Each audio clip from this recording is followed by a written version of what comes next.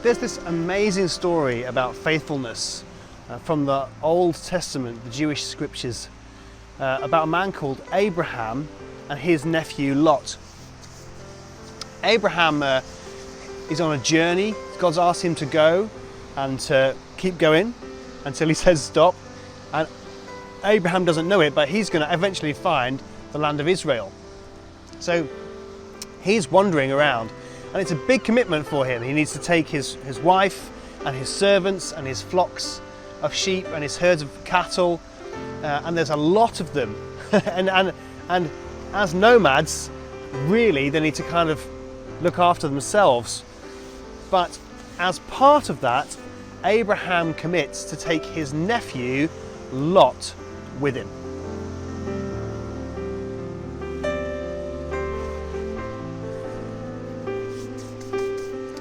Don't know if you know about Lot, but he's this weird character who doesn't seem to take what Abraham's given him seriously.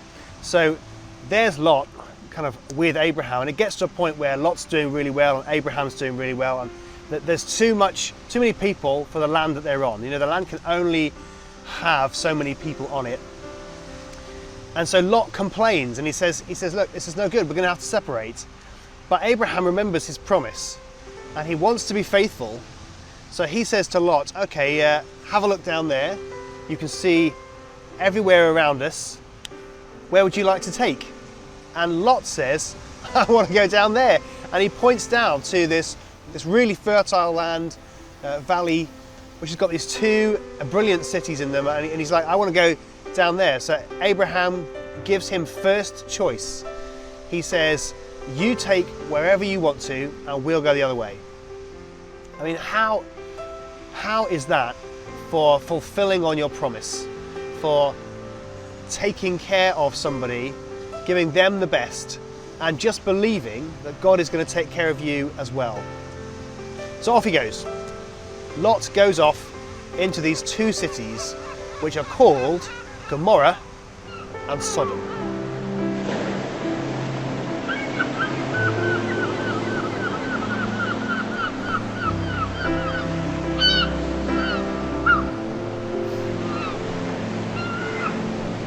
It doesn't take long for things to go wrong for Lot. Sodom and Gomorrah are invaded by two people, and a load of the people from the cities are taken away as captive. And Abraham finds out this has happened, and he sends a party of his people to go and rescue Lot and his wife and his sons and their families. So off they go, and risking their own lives, they go and they rescue Lot and they bring him back. And they say to Lot, here you go, look, now you are safe. And Lot says, thank you very much. I'm going to go back to Sodom. And Abraham goes, what? Don't go there, it's not a good place. And Lot goes, that's where I want to be. So keeping his cool and keeping his promise, Abraham says, okay, off you go and God be with you.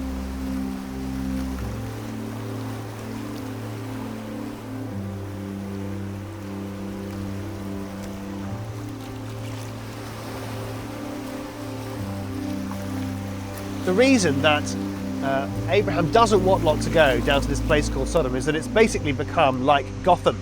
So people there have lost the ability to judge good from evil. There's rape going on, and murder and theft, and predatory behaviour has become normalised. So the next thing that we have in the story is God looking down on the whole of Sodom, and he is so distraught at what the people are doing that he's decided it's time for that whole city to finish. So he sends 3 people, and those 3 people come and they find Abraham, and they tell Abraham what God's going to do to the city. And Abraham then pleads. He pleads on behalf of the city, but basically he's pleading on behalf of his nephew Lot. This is the same man who came with him, took up too much room and got the best of everything, the same man who got himself kidnapped and they risked their own lives to rescue, and the same man who he pleaded with, please don't go back there, and he went to live there against Abraham's advice. Abraham pleads with these three people who we see as angels. And he says to them, look, if you find 100 people there who are righteous, will you save the city? And the angels go, okay. And then he says, what about 95? What about 90? What about 80?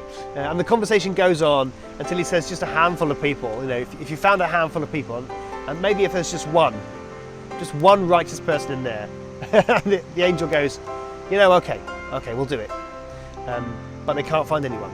So the angels go to the city and they rescue Lot. It's very dramatic.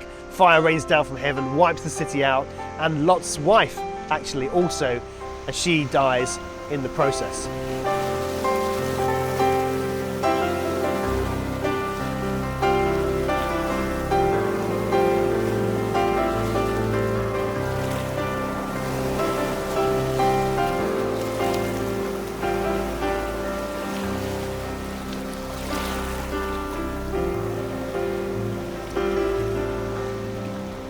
But doesn't that story tell us a lot about faithfulness?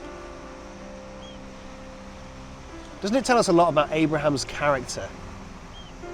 That even though he knew that Lot was making bad decisions, and even though really it was against Abraham, it wasn't helping Abraham and his family and their flocks and their herds when they were having to find their own crops and grow their own food, find their own water and provisions, and still move around until they felt God say to stop. This guy, Lot, is always there in the background causing trouble, but Abraham consistently comes to his help and he intercedes for him, he prays for him.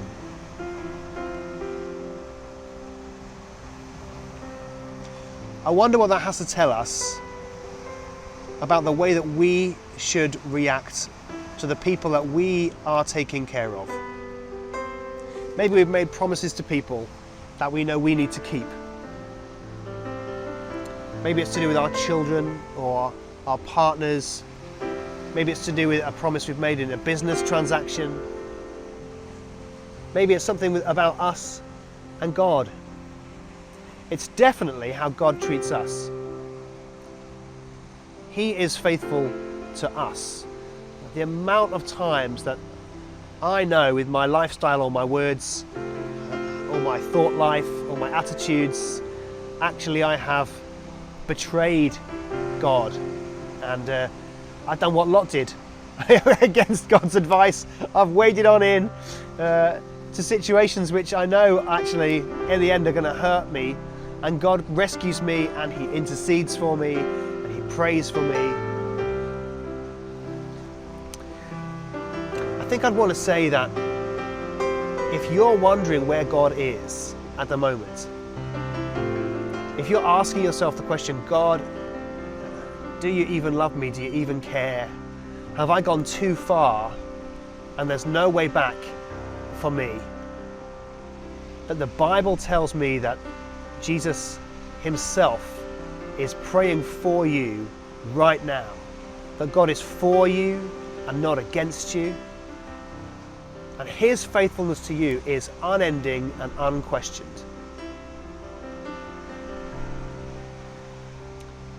I think I'd also want to say to myself, how am I outworking that same level of faithfulness despite how other people act, despite whether I think they deserve it or not? How am I outworking that? Am I being faithful in the promises that I've made to people?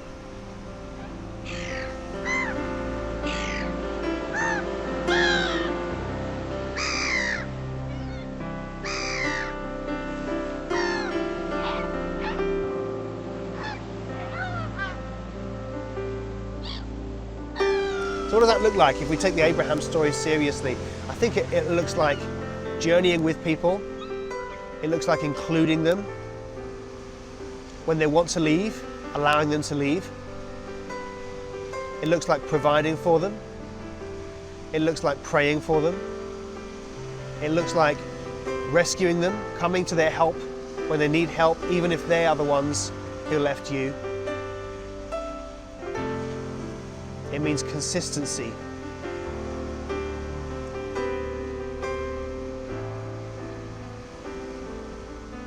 And probably a lot of patience as well. Yeah. So may we have the faithfulness of Abraham.